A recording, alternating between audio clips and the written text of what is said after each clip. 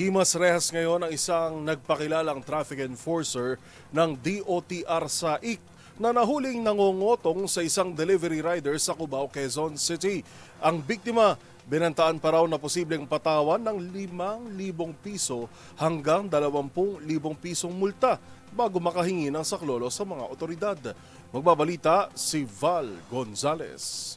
Nasukol ng mga local traffic enforcer ng Quezon City ang isang nagpapakilalang enforcer daw ng DOTR SAIC o Special Action and Intelligence Committee for Transportation dahil sa pangungotong. Sa report ng mga operatiba ng Barangay E. Rodriguez sa Cubao, hinarang ng suspect na si Manolito Aaron Jr. ang isang delivery rider ng parcel sa West Point Avenue dahil sa umano'y overloading. Sa pahayag ng biktimang si alias Joseph, ipinaliwanag daw ng naturang enforcer na posibleng ma-impound ang motor nito, matikitan at mapatawan ng multang 5 hanggang 20,000 piso.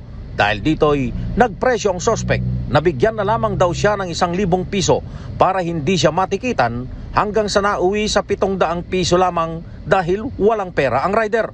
Matapos na mag-abot ng pera, ay agad nagpasaklolong biktima sa kanilang barangay captain na si Chairman Marciano Buena Agua Jr.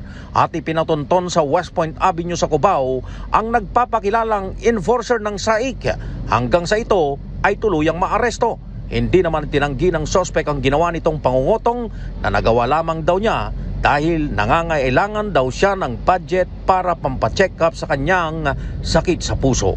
Para sa MBC TV Network News, ako si Val Gonzales, DZRH, una sa Pilipinas, una sa Pilipino.